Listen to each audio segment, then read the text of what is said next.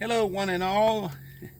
This is hopefully a helpful video with some tips. There's several videos online that'll tell you about a Mitsubishi Galant starter.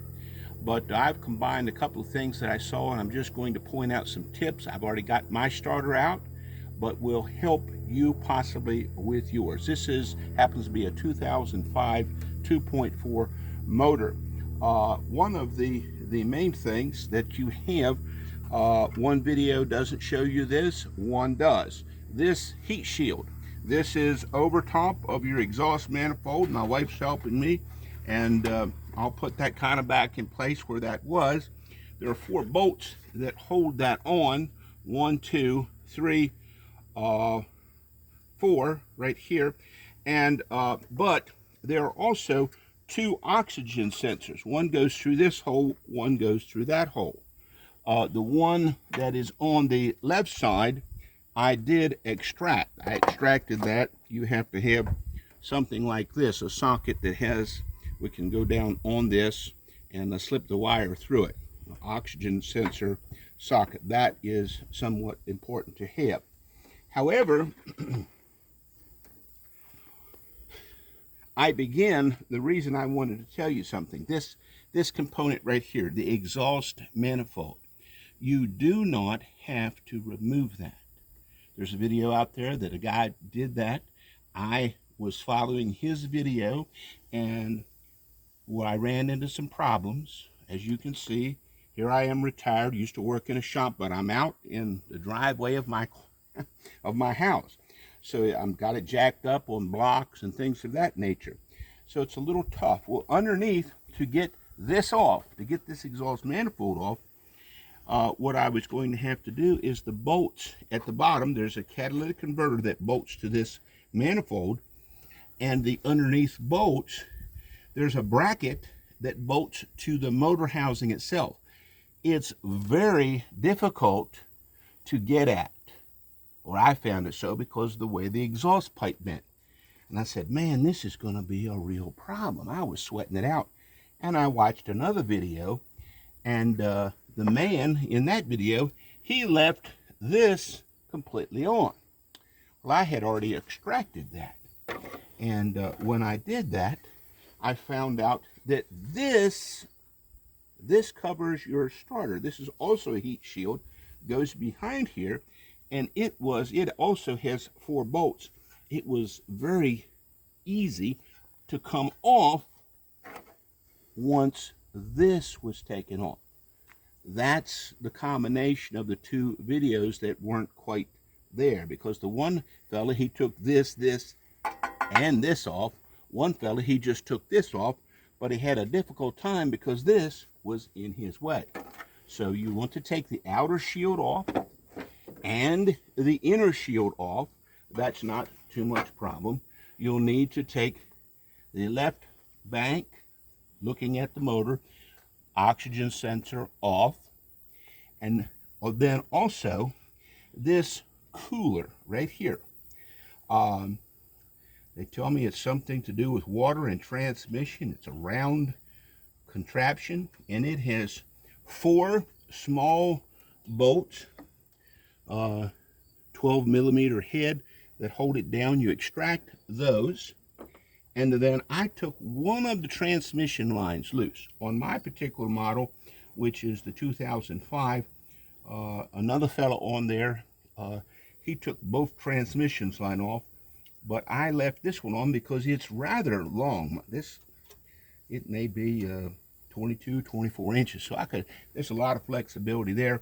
And once I took these bolts out and took that transmission line off, I was able to pull this up out of the way.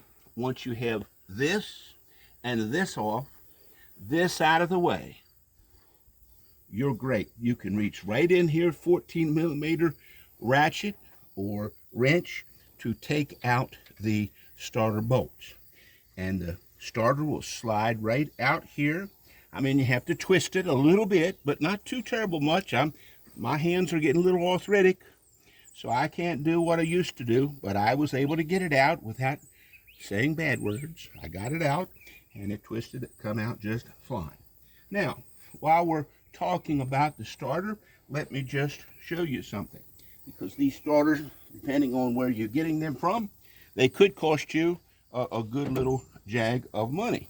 And you say, wow, is my starter bad or is my starter good? Well, it's very simple to find out. You get yourself a set of jumper cables. I've got a set right here. I'm going to show you this little thing in the video. Nobody's ever showed it to you. You clamp on with your negative cable there. The bolt housing there that had your cable that's running in from the battery.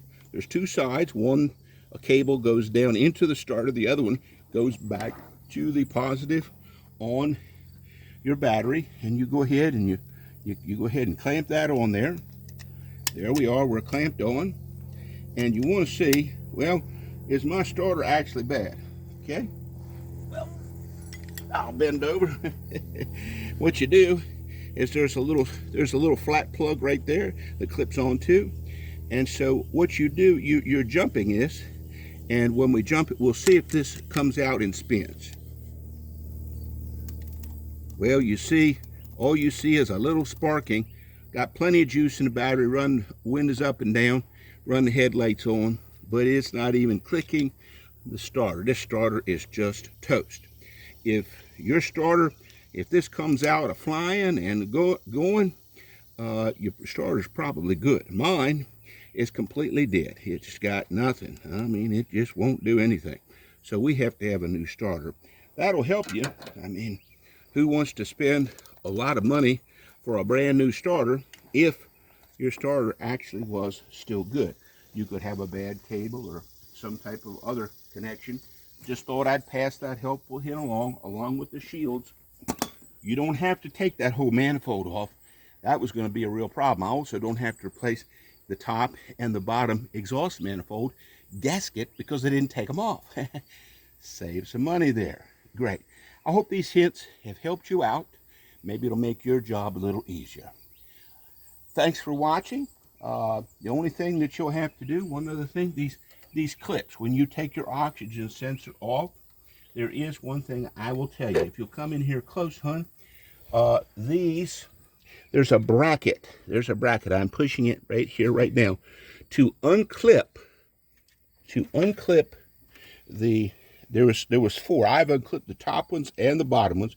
To unclip this little bracket right here slides onto this.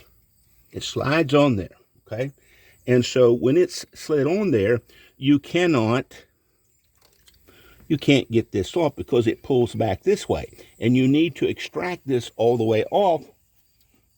So to do that, you have to carefully come in here with a screwdriver and push this off of the bracket. You push this off of the bracket with a screwdriver, and then there's a clip. You can see that little tang right there and that little slot there. It just pushes and unpulls. But you really can't do that until you get the whole assembly off of the metal bracket. There's one here and there's one over here as well, and they just push off where this little slot is.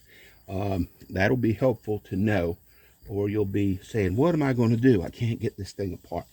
So if you unclip this, push this off in the direction away, actually towards into the motor, that will get this assembly off, and you'll be way ahead of the game. I didn't mention it, but you do take the air box off. That's in some of the other videos. But hopefully those things will help you out. Hope you have a great time putting your starter in. And if I find any more helpful hints, I'll pass them along to you. So have a great day. Thanks for watching today.